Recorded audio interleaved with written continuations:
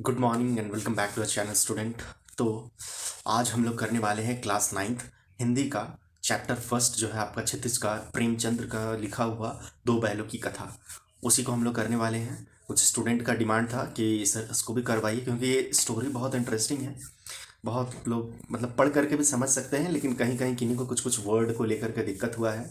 तो चलिए इस स्टोरी को मैं ऐसा आज आप लोगों को एक्सप्लेन करने वाला हूँ कि आप एक बार इस स्टोरी को सुन लीजिएगा तो आपको लाइफ टाइम याद रहेगा। और कहीं ना कहीं आप बचपन में या कभी ना कभी तो ज़रूर इससे रिलेटेड स्टोरी को पढ़े ही होंगे थोड़ा बहुत।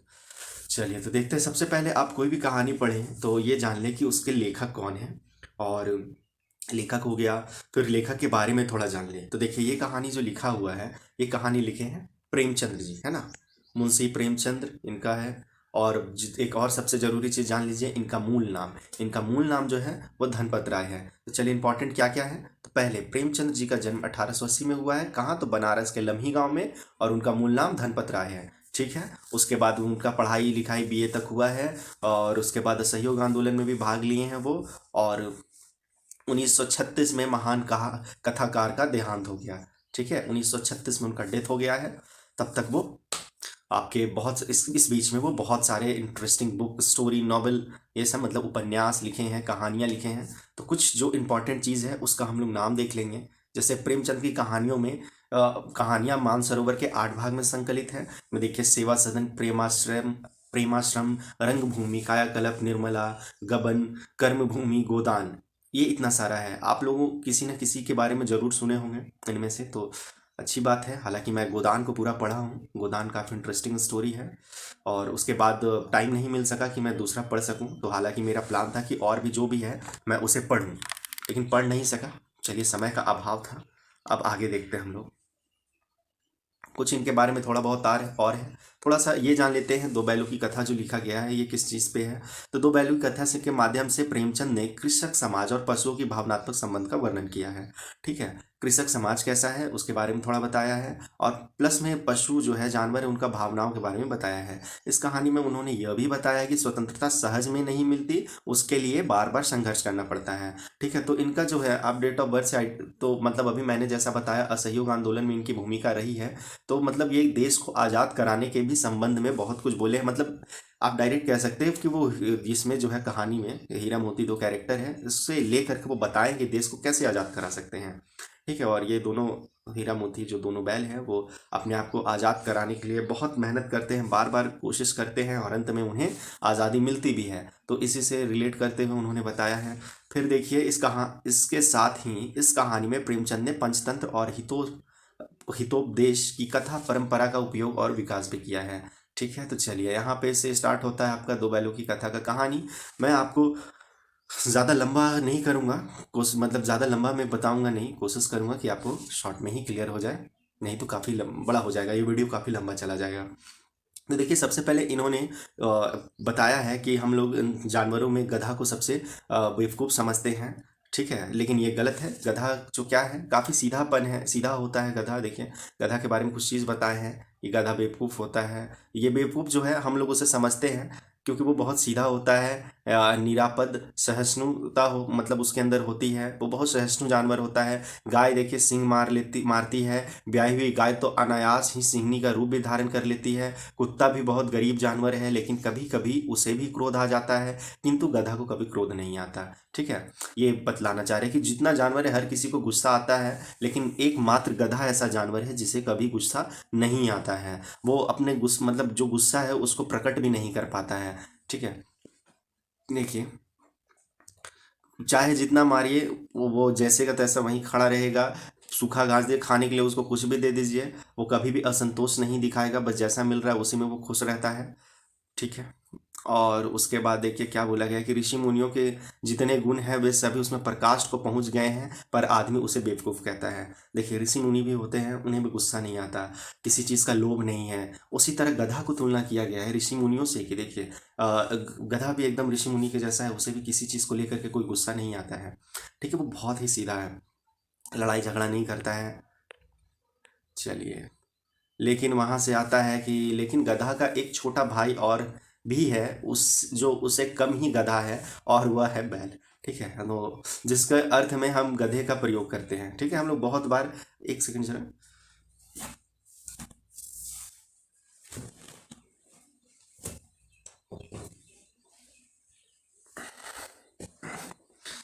बहुत बार क्या होता है कि हम लोग कह देते हैं क्या बोल देते हैं ना आदमी को, गद तुम तो गधा है, तुम बैल है, ऐसा कह देते हैं।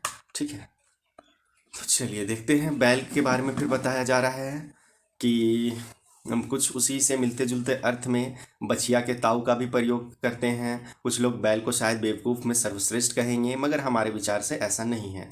ठीक है, बैल कभी कभी मारता भी है, कभी कभी अड़ियल बैल भी देखने में आता है, और भी कई रीतियों से अपना असंतोष प्रकट करता है। अतएव उसका स्थान गधे से नीचे है। ठीक है, तो सबसे ऊपर में आपका है गधा, उसके बाद आता है बैल। ठीक है, अब यहाँ से आपका कहानी स्टार्ट होगा। तो इसमें इंपॉर्टेंट पॉइंट आप नोटिस रखिएगा। नंबर 1 जो आपका पॉइंट है कि देखिए, पहला ये झूरी काची। ठीक है, उसका 2 बैल था जिसका नाम हीरा मोती था। ठीक है, तो आप लोग को ध्यान में रखना है हीरा मोती किसके बैल थे, तो झूरी काची के बैल थे। और दोनों कौन से जाति के थे, तो दोनों बैल जो थे वो पछाई जाति के थे। दिखने में सुंदर थे, काम में चौकस थे, डील में ऊंचे थे, और दोनों एक दूसरे के साथ रहते थे। हीरा मोती में एकदम भाईचारा के जैसा था।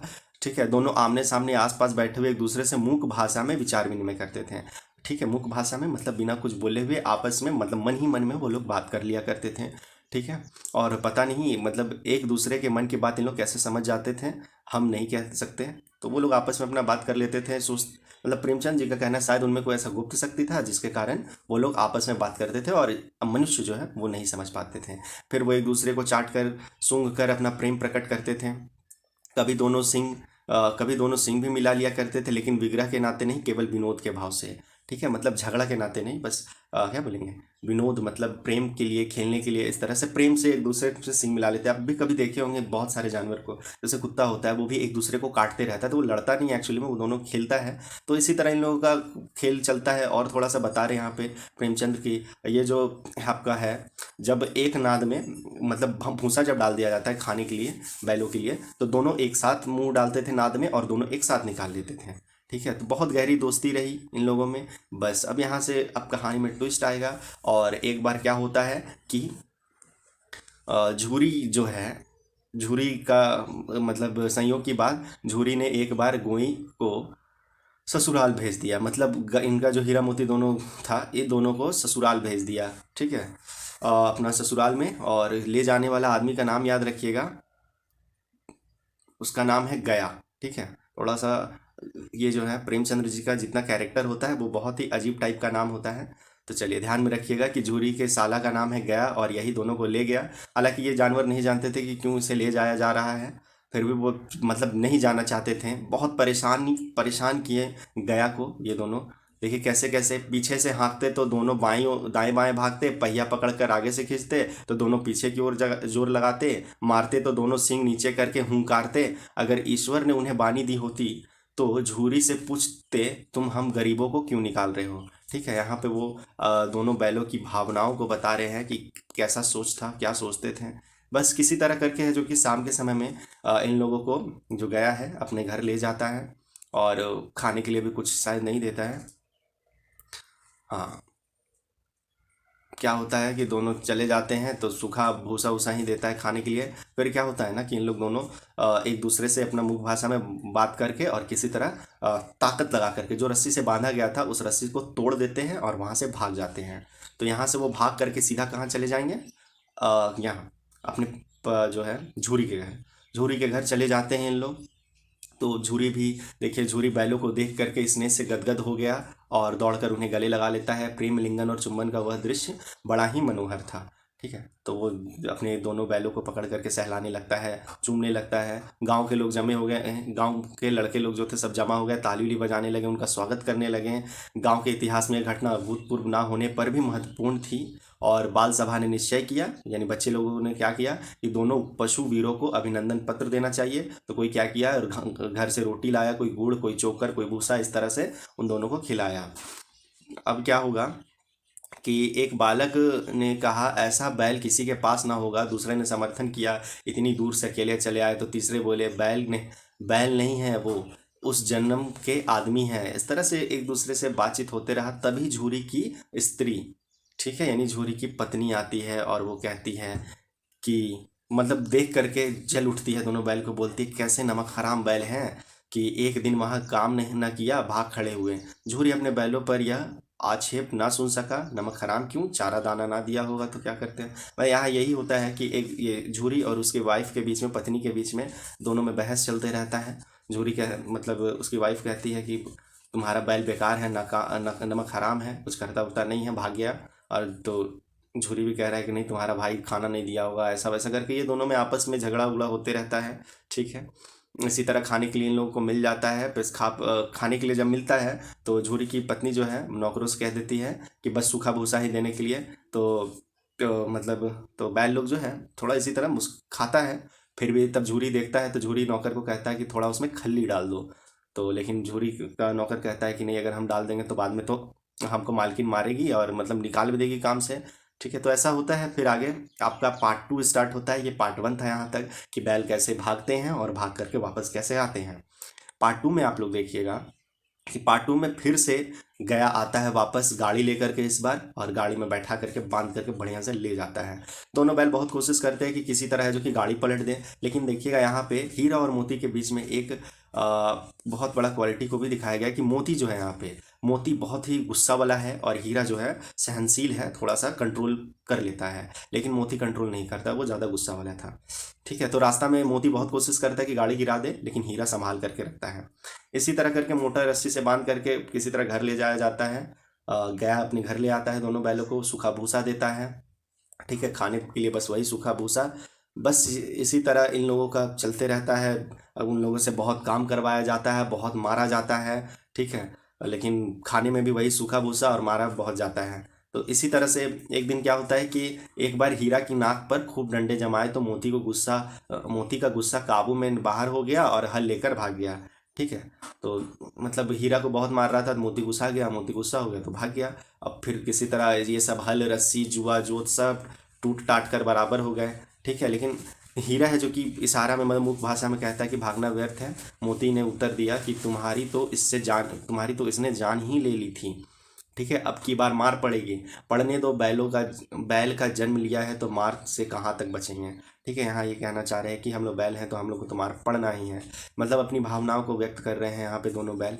गया 2 आदमियों के साथ दौड़ा आ रहा है, दोनों के हाथ में लाठियां हैं। मोती बोला कहो तो दिखा दूं कुछ मजा, मैं भी लाठी लेकर आ रहा है। हीरा ने समझाया नहीं भाई खड़े हो जाओ, मुझे मारेगा तो मैं भी 1-2 को गिरा दूंगा। इस तरह से आपस में इन लोग का बातचीत हो गया मुख भाषा में।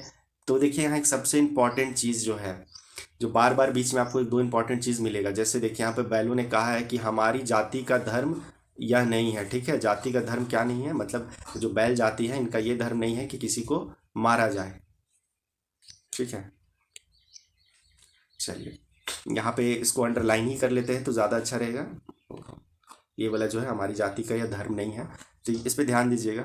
ठीक है, हो सकता है आपको क्वेश्चन में छोटा छोटा यही सब चीज़ से भी उठा करके दिया जा सकता है। चलिए आगे देख लेते हैं। अब मोती का दिल ऐड करके रह जाता है। इसी तरह मतलब वो लोग पकड़े जाते हैं, दोनों को मारा जाता है फिर से, और पकड़ करके मोटी रस्सी से बांध दिया जाता है। तो चलिए यहाँ एक और नई कैरेक्टर आएगी, ये छोटी लड़की जो आप देख रहे हैं, ये छोटी लड़की आएगी। याद रखिएगा इस छोटी लड़की का नाम क्या था, तो इस छोटी लड़की का नाम भैरव था। ठीक है, नहीं भैरव नहीं है, लड़की का नाम नहीं, लड़की भैरव की थी। ठीक है, चलिए यहाँ थोड़ा देख ही लेते हैं।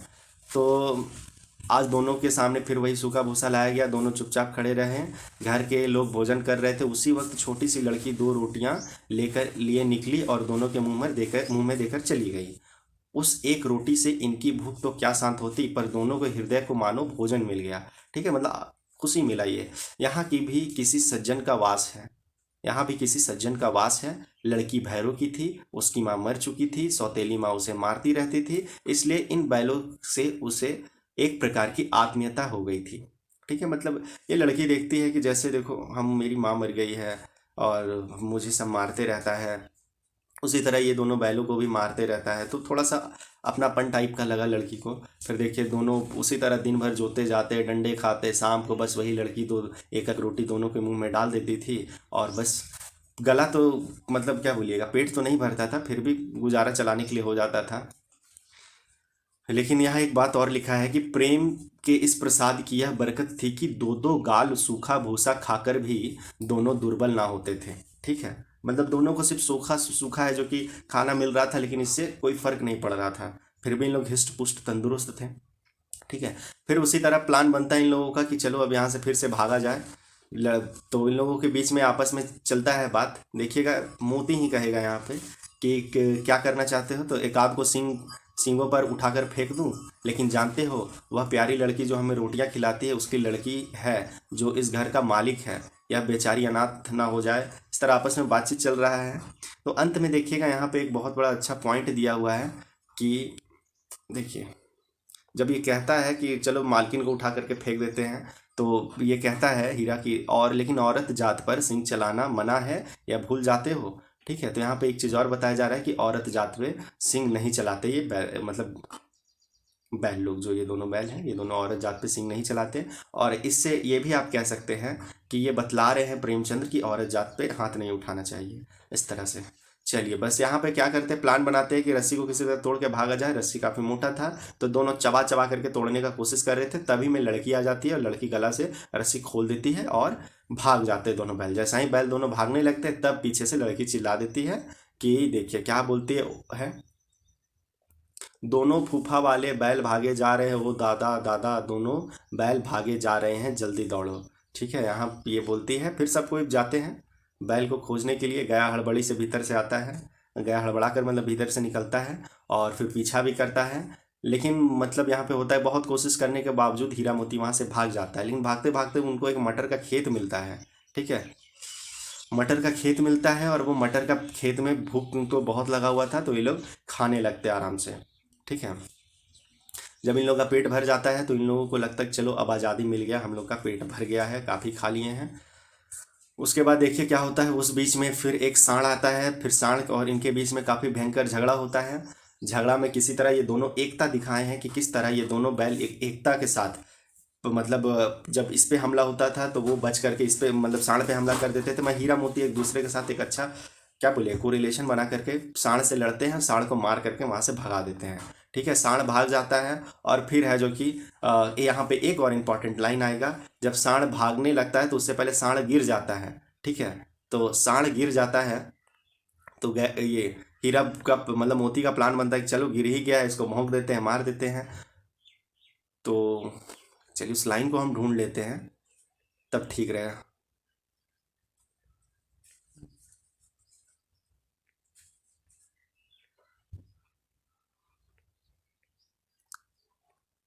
बहुत अच्छा लाइन था। बैरी करके कुछ दिया हुआ था कि बैरी जो है, चलिए देख लिया जाएगा यहाँ भी। हाँ, मिल गया। चलिए देखिए क्या है कि जब सांड गिर जाता है तो मोती का मन करता है कि मार देते उसको। तो हीरा तिरस्कार करते हुए बोलता है, कहता है कि गिरे हुए बैरी पर सिंह ना चलाना चाहिए। चलिए यहाँ देखिए एक और तीसरा इंपॉर्टेंट चीज़ हो गया कि गिरे हुए बैरी पर सिंह नहीं चलाना चाहिए, यानी आपका दुश्मन गिर गया है तो उस पर हमला नहीं करना चाहिए या पीछे से भी हमला नहीं करना चाहिए। यहाँ पे ये एक मोरल लेसन देते हुए आगे बढ़ते हैं अब हम लोग। क्या होता है, फिर से मटर के खेत में घुसने लगता है मोती। तो हीरा मना करता है लेकिन फिर भी वो घुस जाता है। और घुसने पे क्या होता है कि जो है आदमी लोग कुछ लाठी डंडा लेकर के आ जाते हैं, रखवाली जो करते हैं, और उन लोग पकड़ करके हीरा मोती को कांजी हाउस में बंद कर देते हैं। अब यहाँ से एक नया पार्ट स्टार्ट होगा, पार्ट 4। अब कांजी हाउस में क्या होता है वहाँ से हम लोग देखें। चलिए अब देखिए यहाँ से जो 4th पार्ट आता है उसमें क्या है कि दोनों मित्रों के बीच में मतलब जीवन में पहली बार ऐसा सभी का पड़ा कि सारा दिन बीत गया और खाने का तिनका भी ना मिला।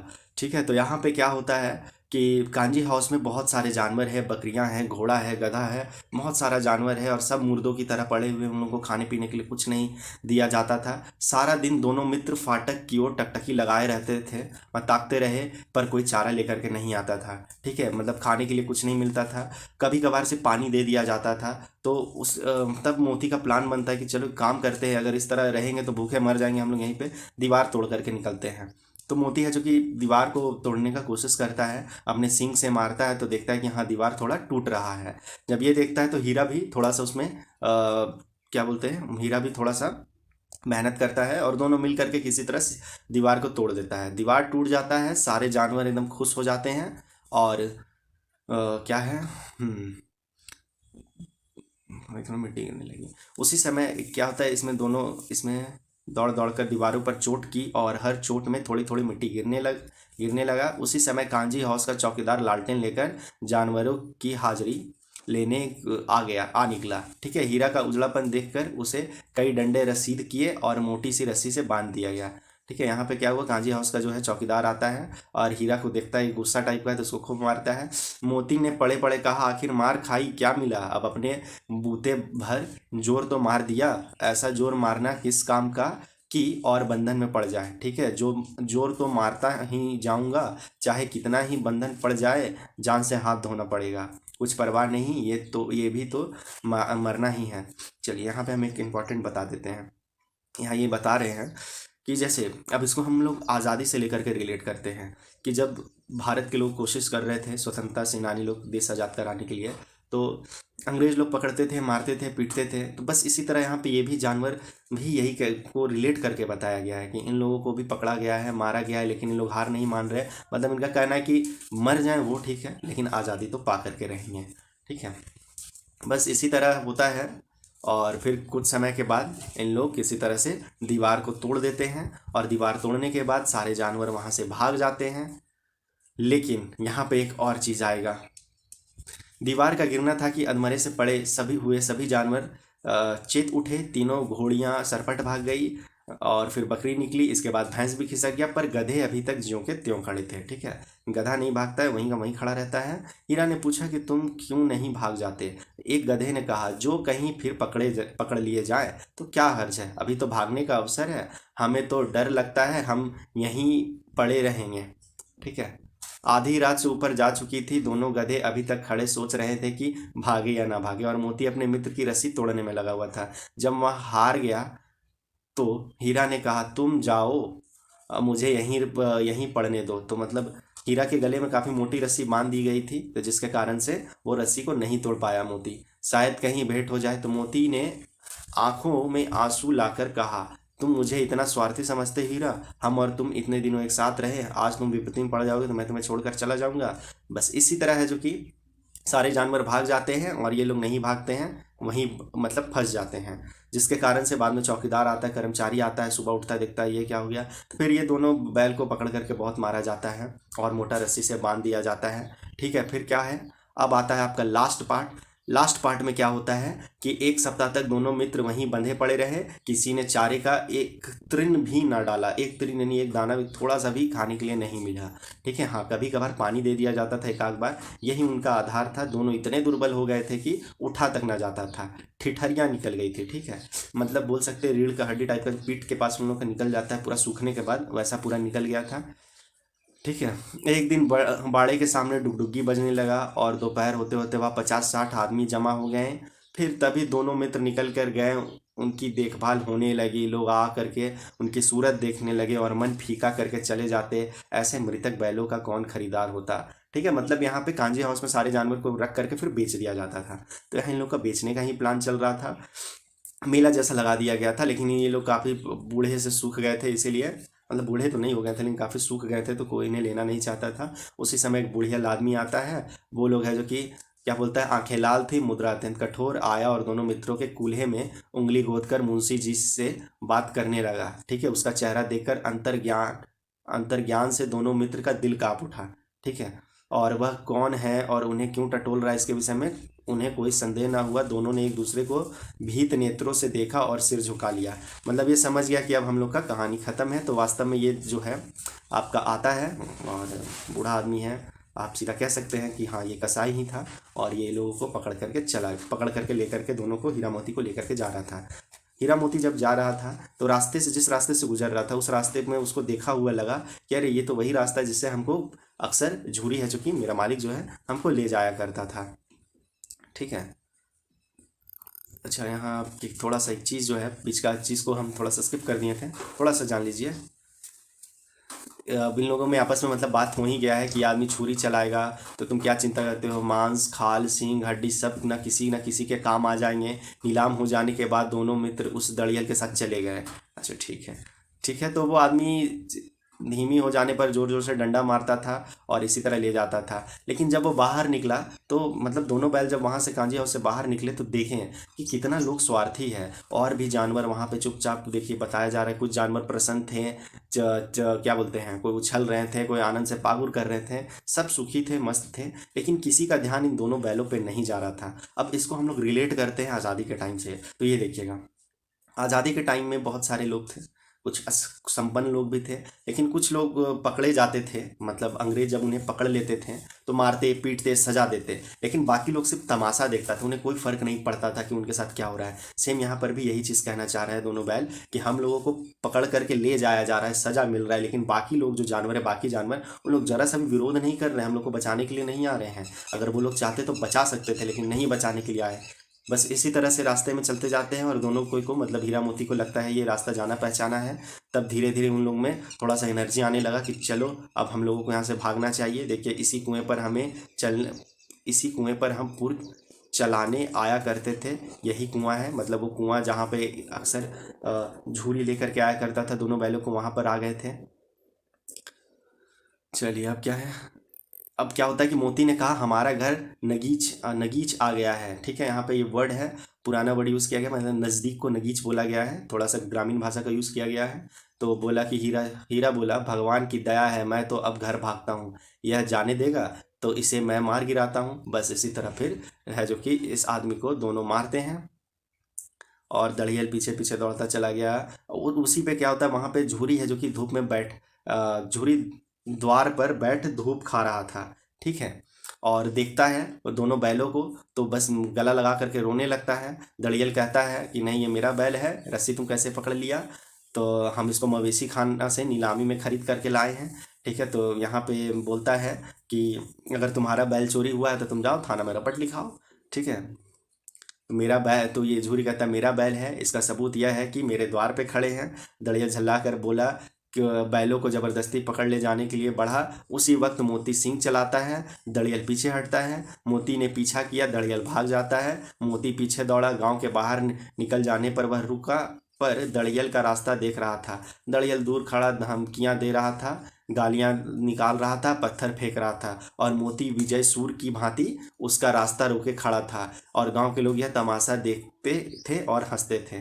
ठीक है, फिर वही अंत में उसी तरह है कि बस दड़ियल भाग करके चला जाता है। हीरा ने कहा मैं डर रहा था कि कहीं तुम गुस्से में आकर मार ना बैठो, अगर वह मुझे पकड़ता तो मैं बेमार ना छोड़ता। ठीक है, अब ना आएगा। इस तरह करके आपस में इन लोगों का बात यहीं पे ख़त्म हो जाता है। फिर जरा देर में नाद में खाली भूसा चोकर और दाना भर दिया गया और दोनों मित्र खाने लगे। झूरी खड़ा दोनों को सहला रहा था और 20 लड़के तमाशा देख रहे थे। सारे गांव में उत्साह सा मालूम होता था और उसी समय मालकिन ने आकर दोनों के माथे चूम लिए। ठीक है, तो यहाँ पे आपका स्टोरी ख़त्म हो गया। लग तो रहा है कि वीडियो काफ़ी लंबा हो गया है, तो आप लोग हमको एक कमेंट ज़रूर करेंगे कि क्या ये वीडियो आप लोगों को सही लगा। नहीं तो अगर वीडियो अगर लगता है आप लोगों को कि काफ़ी लंबा है, इतना लंबा नहीं देखना है, तो और शॉर्ट करने का कोशिश करेंगे। ठीक है, तो आप लोग मुझे कमेंट करके ज़रूर बताएंगे, उसी के अकॉर्डिंग काम किया जाएगा, क्योंकि मुझे ही पता है ज़्यादा लोगों को चाहिए शॉर्टकट कि बस 5 मिनट में वीडियो किसी तरह मिल जाए, सारा एकदम स्टोरी ख़त्म हो जाए। वैसा भी हो सकता है अगर आप लोग चाहेंगे तो। मैंने इंपॉर्टेंट पॉइंट को लेने के लिए लाइन बाय लाइन ही कोशिश किया है और एक तरह से कंप्लीट आपको जो इस स्टोरी में पढ़ना है उसको समराइज़ किया है। तो अब नेक्स्ट में हम लोग इसका क्वेश्चन आंसर देख लेंगे, कोशिश करेंगे इसका नेक्स्ट क्वेश्चन आंसर कंप्लीट कर लेंगे। तो चलिए फिर मिलते हैं हम लोग नेक्स्ट वीडियो में, तब तक के लिए बाय, टेक केयर।